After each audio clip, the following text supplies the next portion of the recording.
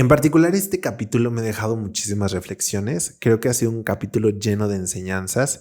En este capítulo vamos a hablar de un tema muy sensible, vamos a hablar de la violencia en la pareja, así que por favor les voy a pedir que una vez que se adentren a este capítulo lo hagan con la mente abierta, sin juzgar, sin emitir opiniones groseras, digamos, al respecto. Me parece que la persona que vamos a tener el día de hoy es una persona a la que le pueden aprender muchísimas cosas. Así que nada más que decir, les dejo este capítulo. Bienvenido, bienvenida, bienvenida a Aprendiendo a Ser Humano. Yo soy Miguel Carrión.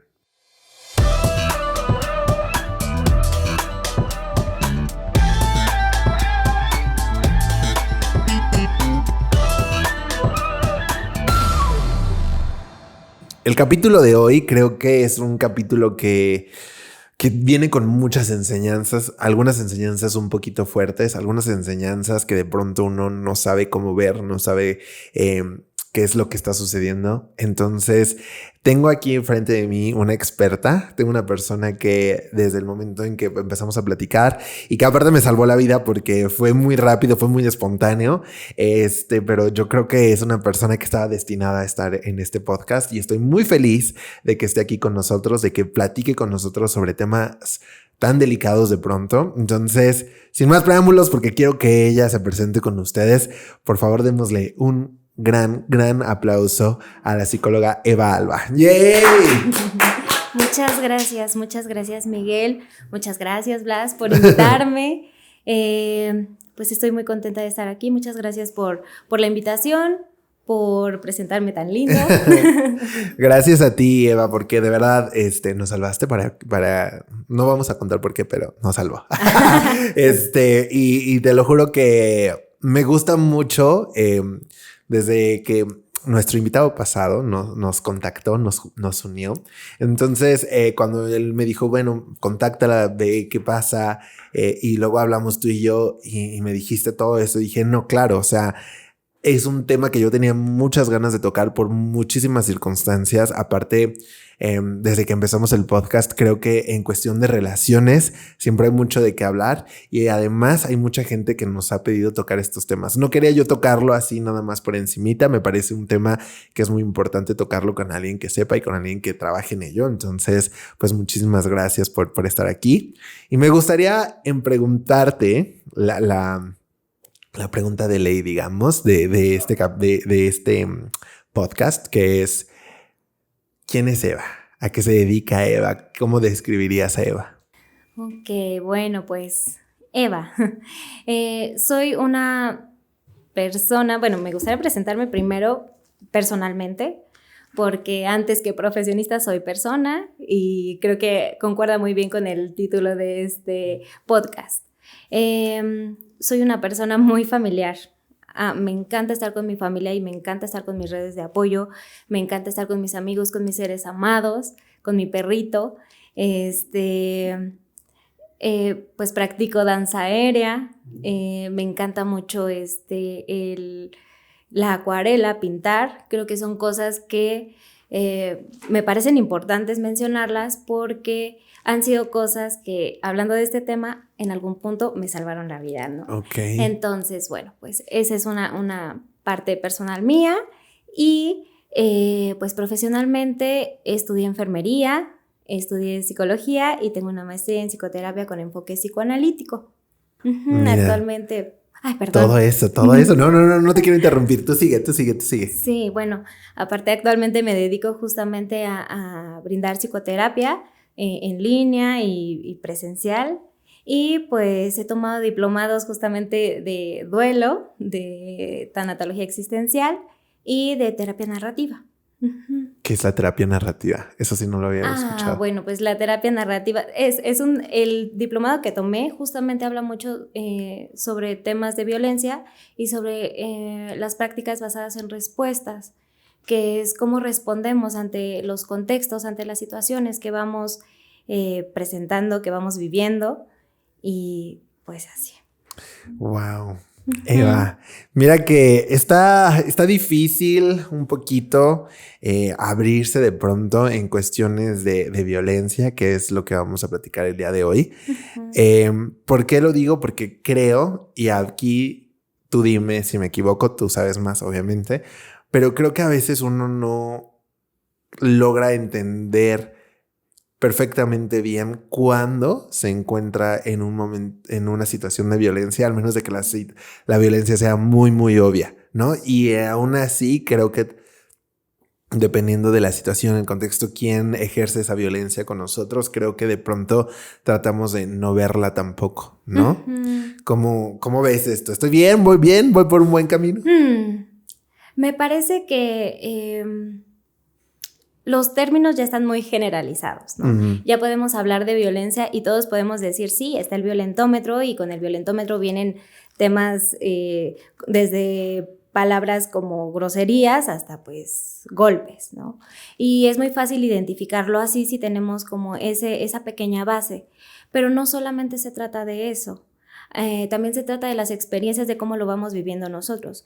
Puede que a lo mejor groserías no nos parezca algo violento, pero también el contexto y la situación, cómo se está dando ese momento, es lo que va indicando cuando se vuelve algo violento. No es lo mismo que tú te lleves de groserías con tu pareja a que en un momento en el que los dos están muy molestos empiece a decirte ese tipo de groserías. Entonces también tenemos que tener muy en claro qué está sucediendo en el momento.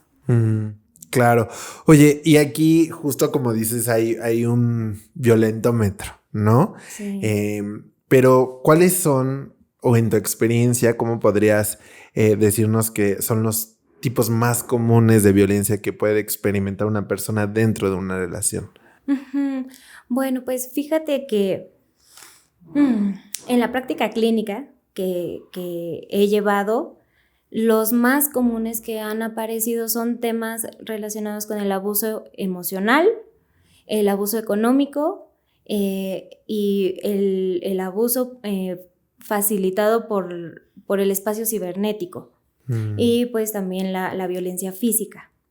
Claro. Pero ese es hasta ahorita lo que comúnmente surge, pero eso no quiere decir que haya muchísimos tipos de violencia más. Y esto creo que es lo que te decía hace un momento, ¿no? O sea, cómo uno logra identificar, y creo que esto tiene mucho que ver con el contexto en el que he vivido, cómo me han criado, mi educación, y no solamente dentro de casa, sino cómo me he educado en la vida, que me haga tener como experiencias de relaciones con otras personas en las cuales yo pueda sentirme agredido por una o por otra razón. Pero no sé si esto es muy cierto también en cuanto a cuánta violencia se ha ejercido ante mí por toda mi vida, que también cuando yo entre en una relación es muy probable que la normalice y diga, bueno, esta es la manera en la que siempre hemos tratado lo que es estar en pareja, ¿no? Esto es muy importante y está interesante porque conforme hemos vivido, hemos crecido, hemos construido nuestra propia narrativa de vida y del amor y de las parejas, pues es conforme vamos a ir relacionándonos con las personas que vayan apareciendo en nuestra vida. Puede no solamente ser la pareja, como bien lo mencionas, sino también pues con todas las relaciones afectivas que tengamos, ¿no? Y me parece que todos nosotros aprendemos a convivir y a guiar nuestros valores, nuestra vida, nuestro amor, conforme pues vamos creciendo. Entonces, es como a partir de esto, con lo que vamos a ir midiendo un poquito cómo podemos sobrevivir, cómo podemos resguardar nuestra dignidad en ciertos espacios, en ciertos lugares. A veces ya estamos, podríamos decirlo así, como acostumbrados a esa violencia, pero ya sabemos movernos en ella, sabemos sobrevivir ahí. Y entonces lo que venga no es tanto que nos ponga en riesgo porque ya estamos como moviéndonos muy continuamente en ese espacio. Pero me parece que es importante que cuando a nosotros nos hace sentido, cuando algo ya no se siente bien, es cuando tenemos la posibilidad y la apertura, o podríamos tener la apertura de empezar a cuestionarnos qué es lo que está pasando. Si este espacio, si este lugar, si esta persona con la que estoy me siento bien, o esto que pasó me tiene como pensando, me da miedo que vuelva a pasar, me angustia volver a ver a la persona así. Entonces es como ahí con lo que podemos empezar a movernos como nuestra brújula, ¿no? Un poquito. Oye, muy interesante esto que me dices y creo que de ahí parten muchas cosas. La primera y la palabra que más me hizo sentido ahorita es sobrevivir, porque de pronto uno no entiende y digo, me pongo también en esa situación en la que uno cree que está en una relación que va a perdurar por el hecho en el que ya me acostumbré a cómo se maneja esa relación y de mi papel que juego en esa relación, qué papel estoy yo desempeñando en cuanto también cuando se ejerce violencia ante mí, ya sea, y no solamente estoy hablando de violencia física, sino el hecho de sentirme como menospreciado a lo mejor, el hecho de aguantar groserías que sí me causan daño, el hecho de sentirme manipulado, de sentirme no visto, como este tipo de cosas creo que tienen mucho que ver a que, como decía en un momento, ¿no? O sea, ya las normalicé, ya me hacen sentido en la mecánica de nuestra relación, que ya sobrevivir en ellas, pero lo difícil, y aquí viene mi pregunta, lo difícil es cómo salgo de algo que estoy tan acostumbrado a que suceda, porque me parece que a nuestra percepción también de pronto uno dice, bueno, pero así es, así somos, o sea, ¿por qué? ¿Por qué debería cambiar? Esta pregunta de cómo salgo, me parece que es como un poco contradictoria, porque a veces podemos muy desde fuera, e incluso desde la terapia, e incluso como amigos, como familiares o seres que amamos a la persona que está siendo violentada, podemos decir, pues es que sal de ahí. Pero la violencia es contextual, depende de tu contexto, y hay situaciones en las que en ocasiones puede ser que haya pensamientos como, es que si salgo de esta relación, si termino con esta persona, nadie más me va a querer. Ahí podemos identificar que a lo mejor no es algo muy real, que seguramente alguien más lo va a querer, y eso es un pensamiento intrusivo. Pero hay otros momentos en los que no puedo salir de ahí, porque si me salgo de esta relación, me quedo sin casa. Si me salgo de esta relación, me quedo sin mis hijos. Y entonces eso me pone en una situación de vulnerabilidad muchísimo más grande que el mismo hecho de estar en esa relación. Entonces, por eso todo es como caso por caso y ver qué pasa con esa persona. Y antes de poder decir, ve y denuncia, es ver qué pasa si denuncias. Es revisar qué podría pasar con cada decisión que se va tomando. Oye, y aquí, por ejemplo, esto que dijiste me suena mucho porque me ha sucedido y he sido esa persona también que de pronto dice como, es que no te valora, es que no te mereces, es que esa relación no es para ti, es que no te conviene, mira cómo te trata, ¿por qué sigues ahí? ¿Por qué le sigues permitiendo? ¿No? Sí. Y entonces creo que también llega a suceder que nosotros estamos violentando también las decisiones de la otra persona, ¿no? Sí. Porque el hecho de presionarlo a que se salga de ahí y que a lo mejor viene con una buena intención, ¿no? A lo mejor, como tú decías, o sea, es una persona que queremos, es una persona que no queremos ver que sufra. Entonces, como que esta desesperación también nos hace poner mucho énfasis en sal, sal, sal. Pero creo que, y también lo he visto, que el hecho de decirlo tanto también hace que la persona ya no se sienta en confianza de decirlo. Sí. Y después mienta y luego pueden suceder cosas peores y que nadie se daba cuenta. ¿Por qué? Porque esta persona se aisló tanto y trató de buscar la manera posible de poder salir de ahí sin perjudicar a nadie, que a lo mejor puede llegar a suceder cosas mucho más terribles, ¿no? Sí, claro. Ahorita que mencionaste que dijiste todo esto, dos cosas que me resonaron muchísimo es que ¿por qué lo sigues permitiendo? Que sí, pasa mucho. Esa frase es como, es que tú lo permites. Y no, las personas no permitimos que nos violenten. A lo mejor respondemos de formas que pueden parecer correctas o incorrectas ante la mirada de quien nos esté viendo, ¿no? Pero no, la violencia es unidireccional. La violencia es la persona que te está violentando, es el que está ejerciendo la violencia y es el único responsable de eso. De lo que una o uno es responsable desde el otro lado es de cómo justamente responder a eso.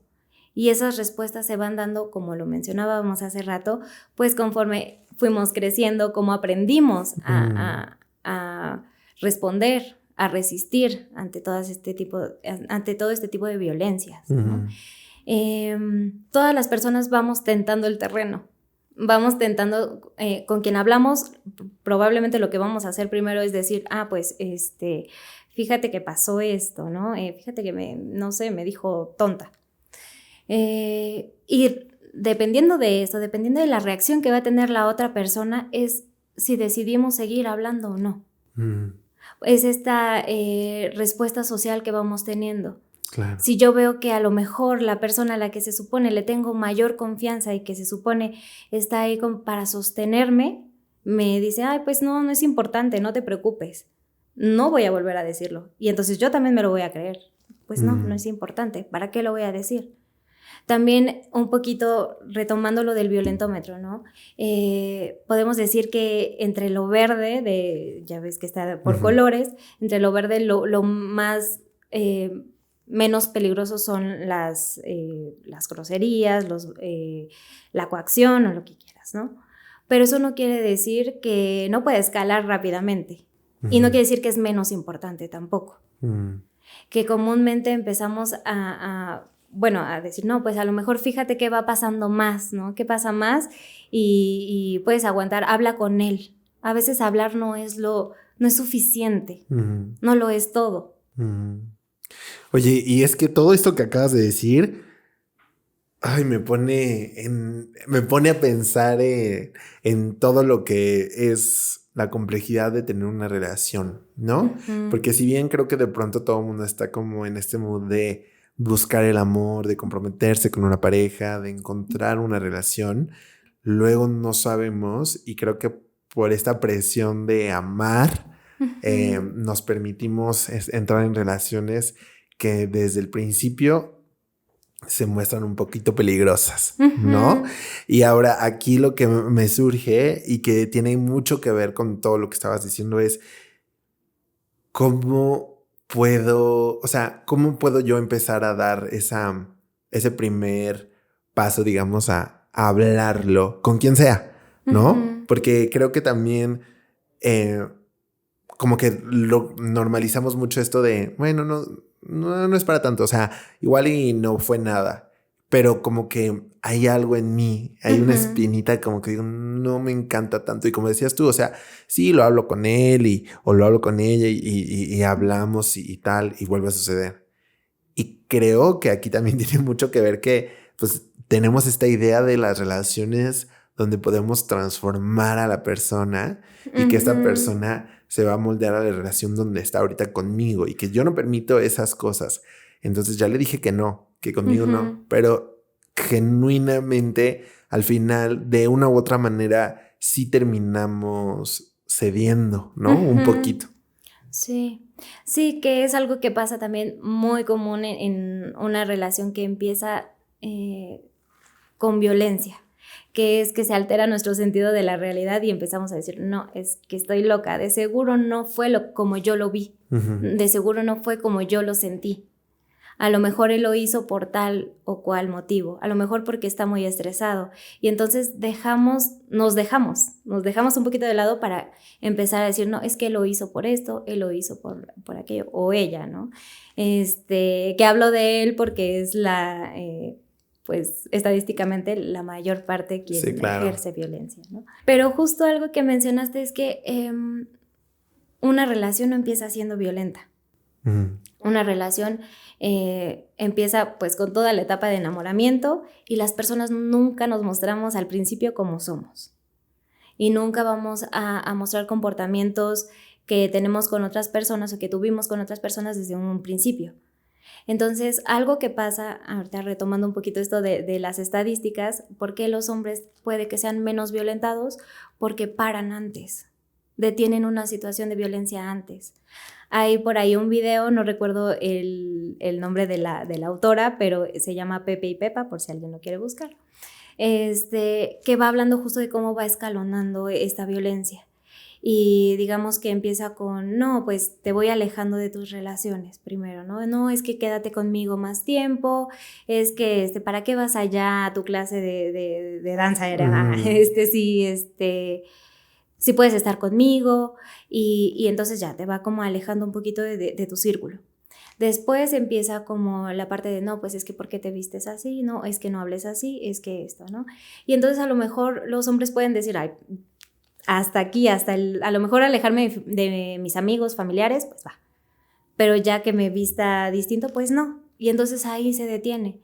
Pero las mujeres de pronto, en ocasiones, y más porque estamos socialmente educadas de esa manera, claro. por lo emocional, por ser serviciales, por el amor, por el cuidado.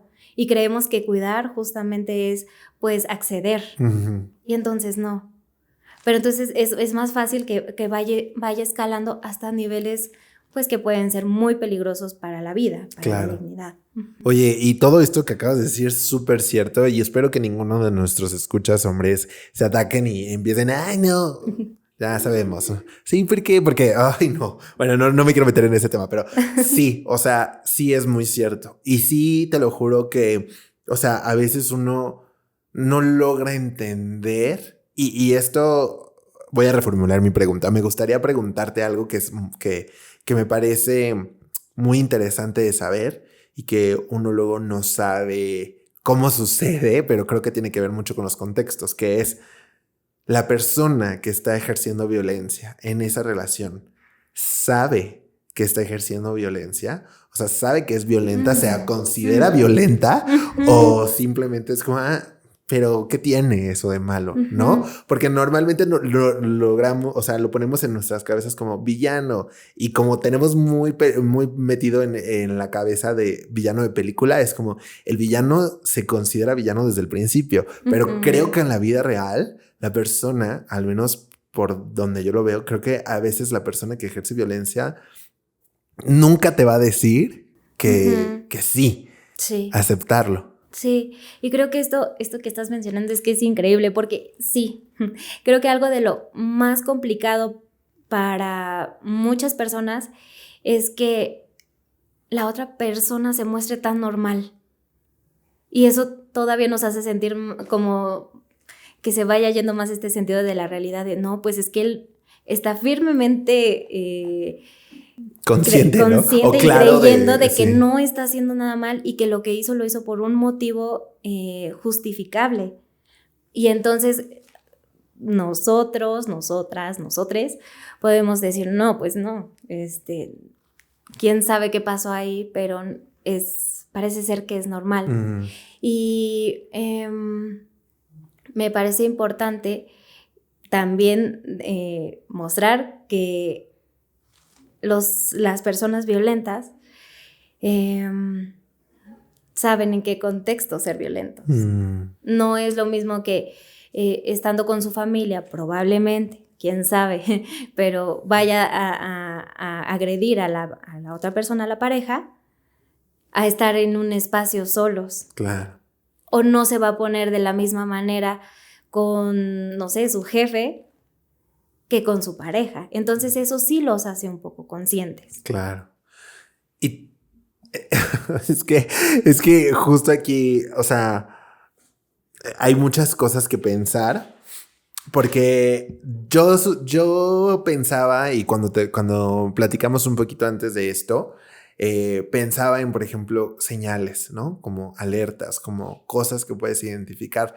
Pero creo que ahorita, conforme vamos platicando, me doy cuenta que, híjole, o sea, es que identificarlas está muy cañón, porque cada persona es un mundo. Y aquí siempre me queda muy claro, cada vez que platicamos con diferentes personas, me queda muy claro que de pronto uno no, o sea, para mí, lo que yo consideraría como violencia dentro de una relación no es lo mismo para la otra persona, ¿no? Y entonces aquí me quisiera preguntarte como más dentro de lo que tú has hecho o de las terapias que has dado, ¿cómo llegan a ti cuando dan ese primer paso? O sea, ¿qué orilla normalmente a estas personas a acudir a ti? Comúnmente es porque ya están en un nivel de estrés extremo, que ya a lo mejor no pueden dormir, que ya tienen mucho miedo o que haya pasado algo muy grave. Normalmente, y no solamente en situaciones de violencia, normalmente en general, a terapia llegamos cuando ya la situación se nos está saliendo de las manos. Entonces, pues no sé, me hace pensar en que realmente, como lo mencionas, cada persona es un mundo, pero sí creo que lo más común es que ya estén como en un nivel de no sé qué hacer. Y me siento muy mal y quiero saber si esto va a mejorar, qué puedo hacer yo, y comúnmente toda la responsabilidad es en la persona que llega ahí. Es que yo qué estoy haciendo mal, y algo ahorita que estoy planteando esto me recuerda mucho a esta parte de el amor propio. Me parece que el amor propio últimamente está siendo muy peligroso. Claro. Porque está muy presente ese tema y dice, es que si no tienes amor propio, permites que te violenten. Y no, o sea, si estás vivo tienes amor propio, ¿no? O sea, para empezar, porque haces cosas para seguir viviendo, comes, lo que sea, ¿no? Y esa es una pulsión de vida que tenemos. Pero sí, creo que no se trata de amor propio el que estés en una situación de violencia. Creo que eso que acabas de decir le da como mucho en el clavo de muchas cosas, ¿no? Por ejemplo, ahora que lo vemos mucho también en redes sociales, lo que acabas de decir del amor propio. Lo he platicado aquí en otros capítulos, que hablamos mucho de soltar y empezar una vida nueva y procurarnos más y hacer más por nosotros. Y quien no lo logra, quien no está ahí, no tiene amor propio y no se conoce a sí mismo y no sé qué, ¿no? Pero creo que es muy básico decir que tienes que soltar e irte de donde no estás cómodo, de donde no te sientes bien. Me parece a veces una generalidad muy absurda, porque como decías hace un momento cuando empezamos, o sea, yo tengo amor propio, yo sé que me están violentando. ¿Qué hago si me voy? O sea, de aquí, ok, ya de mi amor propio, ¿cómo? A mi amor propio me va a dar una casa esta noche, o sea, porque... Y ocurre mucho en México, por ejemplo, ¿no? Y a lo mejor en Latinoamérica, pero ocurre mucho que, como también decías hace un momento, estamos acostumbrados a ver un prototipo de familias mexicanas donde sabemos perfectamente bien cuál es el rol que ejerce una mujer y un hombre dentro de esa relación. A lo mejor personas que tienen un poquito más de privilegio de educación, de estudios, de poder conocer otras partes, conocen un poquito más de otros roles dentro de la pareja, pero no podemos generalizar que todas las personas lo entienden así. Y entonces qué difícil es poder presionar a alguien que bajo la leyenda de amor propio se vaya sin saber qué va a hacer. Y yo creo que eso ha de dar muchísimo terror en el momento en que, más allá de qué voy a hacer, qué va a ser de mí, del amor que le tengo si le dejo, es qué va a ser de mí generalmente cuando toda mi vida adulta, a lo mejor, ha sido construida a base de él y yo. Claro, porque aparte tenemos construido ya nuestro sistema de creencias. Nuestro sistema de creencias también, en él está la forma de relación que queremos, la relación estereotipada, una relación que ya tiene un contrato como implícito, como que ya sabemos que si somos novios, no sé por qué cuando el título se pone, algo cambia. Claro. Si estaban saliendo y todo iba perfecto y cuando son novios, no, es que ya no puedes salir. Es que algo cambia, es como un contrato implícito y Sí, violento. De permiso, sí, no. Ajá. Entonces, bueno, ya se ha estado dando mucho como la anarquía relacional y las relaciones abiertas o el amor poliamoroso, hay muchos tipos de relaciones, pero aún aquí en México se sigue viendo un poco mal, en el sentido de que nos da miedo lo desconocido, lo extraño, y aparte también en ocasiones las relaciones monógamas se basan mucho en el poder y el control, ¿no? Y no queremos soltar el control. Como sea, hasta en nuestros estereotipos ya tenemos nuestro propio control. Como mujeres ya sabemos que, bueno, si algo no sale bien, con nuestro estereotipo sabemos que podemos ser las jefas del hogar, ¿no? Y eso nos da un poco de seguridad. Y a los hombres, bueno, en su rol también les da otro poder y otro tipo de seguridad. Claro. Ahorita que dijiste esto, tienes mucha razón en una cosa que he platicado con mucha gente y que me doy cuenta de pronto que dentro de el enamoramiento uno se empieza también a enamorar del poder que puede ejercer hacia la otra persona, de la manera en que puede dominar un poco su vida y hacerla a su manera de alguna forma, ¿no? Sí. Y esto que decías, por ejemplo, de que él era así, ella era así, y luego cuando empezamos a andar, empezamos a decir, bueno, esto ya no, esto sí, y nos gusta un poco esa estira y afloja, esa peleita de a ver quién puede más sobre el otro, ¿no? Sí. Y cómo eso puede empezar a escalar a cosas muchísimo más graves, a tener un control absoluto de una persona, y creo que también una persona que lo ve de fuera dice, ¿cómo es posible que se dejó? O sea, ¿en qué momento permitió que no existiera su vida? ¿No? Pero creo que la otra persona ya ni siquiera se acuerda de cómo era no estar controlada. Sí, sí, y esto me parece muy importante porque me parece que es... yo creo que debería de ser una enseñanza básico, ¿no? Desde niños, que somos un mundo, que nuestra vida es nuestra vida, es una esfera. La vida del otro es una esfera y que juntos podemos crear otra esfera, no unir las esferas a una sola. Y que algo que, bueno, recuerdo una de estas preguntas como de cómo salir de este espacio de violencia.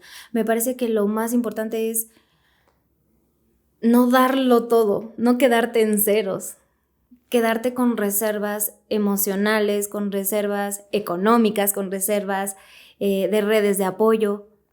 Si podemos decir que estamos dispuestos así, empezar a alejarnos de nuestra familia, porque a lo mejor las prioridades van cambiando, los tiempos se los vamos dando más a la pareja o así como al trabajo, ¿no? Y vamos dejando y disminuyendo energía que le damos a otras cosas y a otras personas. Pero no soltarlo completamente, porque si no, cuando te tienes que ir, en serio te sientes solo y te sientes sin un colchón en el cual caer, ¿no? Totalmente. Y ahorita que hablaste de las familias, creo que ese también es un punto muy importante que tocar, porque no sé qué tanto la familia influye en cuanto al aceptar violencia en una relación. Quiere decir, bueno, ok, desde mi casa yo vi que mis papás se trataban de cierta manera, luego se divorciaron, luego sí, luego no, luego venía, porque suele suceder mucho, ¿no? Y entonces encontramos estos patrones dentro de las relaciones que después nosotros vamos haciendo dentro de nuestra vida. Y por ejemplo, yo lo he visto que me he encontrado en esos momentos, digo como un momento, esto me suena conocido, ¿no? O sea, y luego también lo platicaba que dices, bueno, ya conozco ese patrón y ahora ¿qué? O sea, porque aparte también creo que suele suceder mucho que mi familia de alguna manera también me convence a que me quede. Sí, Sí, justo. Sí, creo que ahorita que lo mencionaste me doy cuenta como de de mi error, ¿no? Porque me parece que, aunque no debería de ser, a veces tener familias que te apoyan es un privilegio. Uh-huh. También tener redes de apoyo es un privilegio, que no debería de ser, pero parece de pronto que termina siendo así. Claro. Y entonces pienso en que sí, en ocasiones la violencia te deja como sin opciones, pero algo como terapeutas y también como personas, en caso de que conozcamos a alguien que está pasando una situación de violencia, me parece que lo más importante es ver con lo poco o mucho que tienes, qué herramientas puedes sacar de ahí, qué opciones hay dentro de ese cuadrito que tienes a lo mejor de libertad. Y ahí empezar a buscar espacios, lugares, cosas, actividades que puedan empezar a jalarte más hacia la vida, hacia tu vida, hacia ti misma o mismo. Pero, y ya después, cuando empieces a sentirte segura, con más confianza en ese cuadrito, se van a ir abriendo más posibilidades, otros cuadritos, más espacio, para ver más posibilidades. Sí, a lo mejor la familia en ocasiones nos corta mucho, pero creo que también es como un privilegio saber tener información al respecto de la violencia, o tener información al respecto de colectivos, espacios a los cuales puedes acudir, ¿no? Muy fácil aquí podemos decir, no, pues si estás viviendo una situación de violencia, pues ve al InMujeres, ¿no? Ahí hay espacio.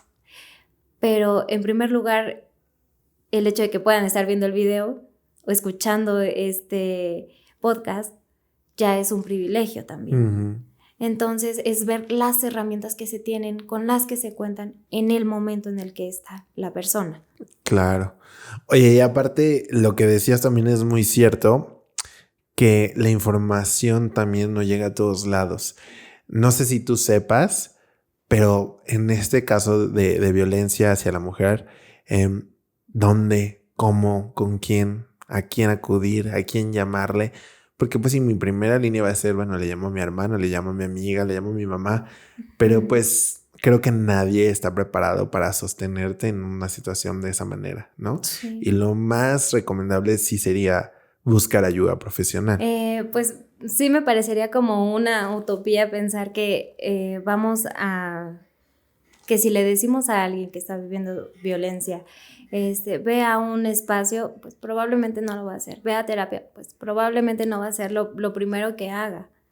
Entonces sí me parece que es muy importante que las personas en general pues tengamos mucha, más que empatía, y que podamos pues saber cómo contener en los primeros momentos para que las respuestas sociales no sean generadoras de temor, de angustia, de miedo, y que eso nos dé como la pausa para buscar apoyo, sino que al contrario nos dé como un impulso a seguir buscando apoyo, sobre todo pues profesional, ¿no? Pero sí hay espacios que también, bueno, esto de los espacios gubernamentales en ocasiones es un traslado muy largo, requiere muchos trámites. Entonces podríamos ir al InMujeres, a la Secretaría de las Mujeres. Hay muchos espacios gubernamentales que dan apoyo gratis, pero también están las colectivas de mujeres feministas, están ciertos espacios también como de apoyo de terapia específicamente para mujeres y en situaciones de violencia. Y pues también me parece que un recurso muy valioso en estos últimos tiempos son los podcasts, ¿no? Que tú vayas escuchando a las personas, cómo tratan tal tema.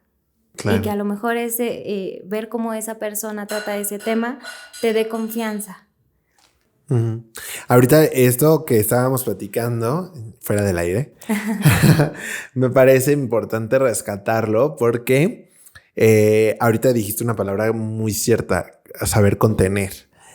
creo que no tenemos ni idea de cómo hacerlo, ¿no? O sea, como que normalmente tienes que ser una persona como muy calmada y etcétera, como para poderle dar esa contención a alguien que está viviendo una crisis. Pero lo que llega a suceder normalmente es que tú te pones en crisis y lo único que yo hago es como aumentar la crisis y ponernos los dos a ver cómo le vamos a hacer y correr en círculos, ¿no? Casi, casi. Entonces, ¿qué sería, digamos, algo que definitivamente no tendríamos que hacer con una persona que está viviendo esta situación y que me dice, oye, sabes que a lo mejor me quiero ir de mi casa? Yo creo que lo primero que tendremos que hacer es, ¿qué esperas de mí que me estás contando esto? ¿Quieres que te dé un consejo? ¿Quieres que solo te escuche? ¿Quieres que busquemos opciones juntos? Y lo que no es como dar el primer consejo así de vete, porque justo como lo planteábamos antes, ¿no? No sabemos ese vete qué puede conllevar, qué dificultades para esta persona puede traer. Te platicaba un poquito de una situación de una mujer que le dicen, pues tú vete de ahí, ve a denunciar, porque no tendrías por qué estar ahí, ¿no? Lo que hace es salir, denuncia, y la persona pues termina denunciándola de regreso a ella, le quita al hijo, la corre de la casa, está en otro estado, no hay forma de que ella pueda acudir a sus redes de apoyo, no tiene un espacio para resguardar principalmente su seguridad física, su seguridad a lo mejor alimenticia, porque no podía trabajar, porque estaba con esta persona. Entonces, esa decisión lo que llevó fue a tenerla en un espacio de vulnerabilidad mayor. Claro, es que sí, creo que sí es muy importante entender que, como decíamos también hace un momento, o sea, qué importante es entender que no todos tenemos, más bien nadie, no todos, nadie tiene la verdad en la mano, ¿no? Ni tenemos un manual de vida.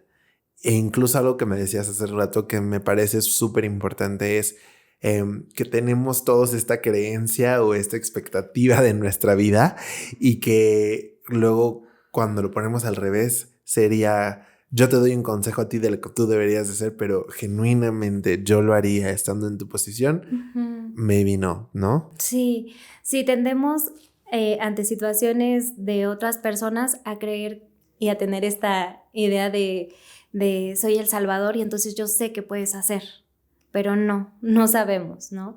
Esa persona tiene un contexto completamente distinto, situaciones completamente distintas, y me parece que sí, tenemos como esta idealización que nos ha dado, pues, toda la información que tenemos, ¿no?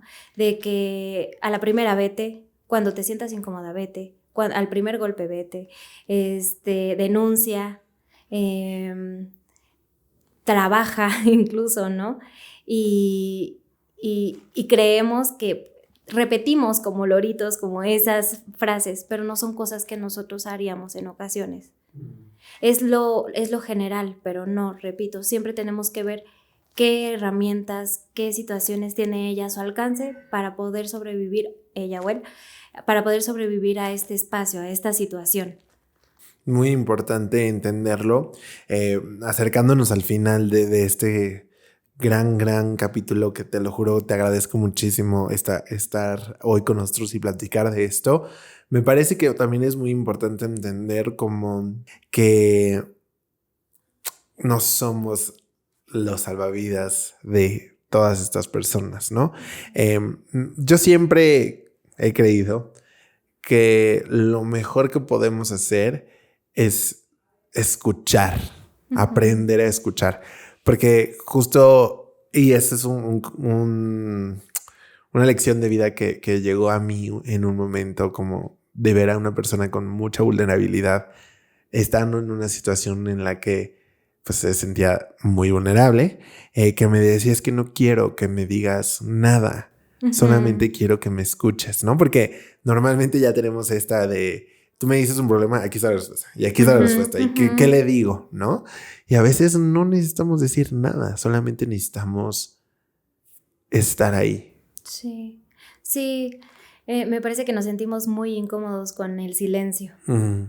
Y también, justo tú lo mencionabas hace rato, que nos duele ver a la persona que queremos en una situación así, sintiéndose tan mal, sintiéndose tan triste, pero eso es nuestro dolor y el dolor que ella está viviendo o él es su dolor. Nosotros lo que podemos hacer es lo que podemos hacer en la relación que tengo con esa persona, pero no podemos hacer más con lo que ella quiere hacer. Transformar ese dolor, Ujú, ¿no? sí, sí, y aquí me parece muy importante mencionar que las personas que comúnmente se les llaman víctimas, a veces las vemos como, ay, pobrecita, ay, es que ella no puede salir, ay, es que, y todo eso va disminuyendo como el valor en el sentido de cuánta valentía tiene, ¿no? No, Claro. es muy frágil, es muy débil, no, tenemos que tratarla con pincitas, pobrecita. No, las personas tienen agencia en su propia vida.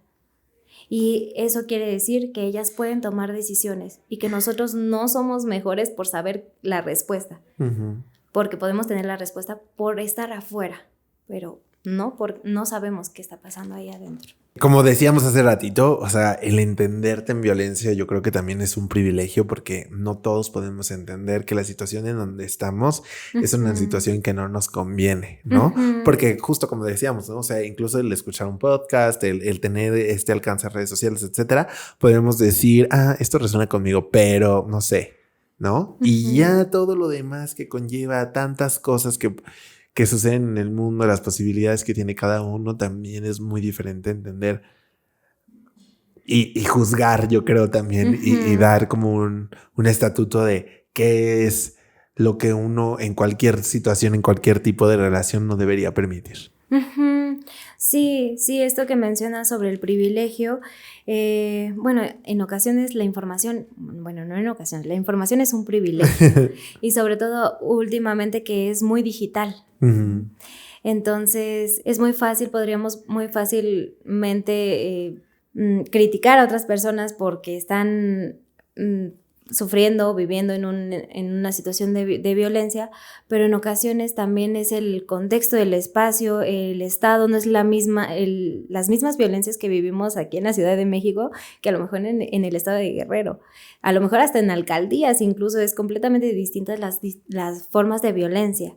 Y algo que mencionábamos un poquito era también esto de las costumbres en ocasiones, las religiones en ocasiones también pueden llegar a ser muy autoritarias o muy moralistas que no nos permiten otras posibilidades y que esas posibilidades significarían perder otra cosa. A lo mejor, no sé, no quiero hablar mucho de religión ni mucho menos, pero voy a poner un ejemplo burdo que no puede no ser real, pero pues por no obedecer a lo mejor no vas al cielo, ¿no? Y entonces, ¿qué pasa si yo estoy viviendo en un contexto de violencia, en una situación de violencia, con una pareja que ejerce violencia sobre mí y quiero salir de ahí, pero no puedo divorciarme? Porque entonces a lo mejor ahí mi alma se va, ¿no? Al Ujú. infierno o yo qué sé, y eso puede generar otras cosas. Entonces también es las creencias que vamos teniendo, los valores que vamos teniendo, también significan qué vamos a hacer con la violencia que estamos viviendo o la situación en la que estamos viviendo. Muy importante esto. Me gustaría que para cerrar esta plática que hemos tenido, pudiéramos entender o reflexionar dentro de qué crees que sea lo más importante de todo esto que hemos platicado, que la gente se quedara con, ojo, no un consejo, no de cómo sal, sino más bien como que podríamos entender en sí, en general, no solamente la persona que está en una relación Ujú. violenta, sino también las personas que entendemos la violencia dentro de una otra relación. Ujú. Yo creo que lo más importante es que nos conozcamos un poco nuestras sensaciones, lo sensacional, lo corporal. Si algo me hace sentir en peligro, hay que hacernos caso. Si una situación que pasó me deja pensando, me genera ya miedo, ya no puedo volver a decir esa palabra, ya no puedo volver a salir con esas personas, porque lo que generó esa situación fue una reacción violenta y eso me tiene ahí pensando, entonces a lo mejor es momento de cuestionarnos qué está pasando ahí. Creo que la mejor forma de empezar a salir de este espacio es dándonos cuenta que algo está cambiando en nosotros, que por una situación algo ya no puedo hacer, ya no puedo volver a vivir de esta misma manera, ya no puedo confiar en esta persona de la misma manera en que lo estaba haciendo. Es más, ya no confío en mí. Son pequeñas cosas que tenemos que tener como muy finitas nosotros para decir, ok, algo está pasando aquí y esto no se siente bien. Totalmente. Me parece muy importante esto que acabas de decir.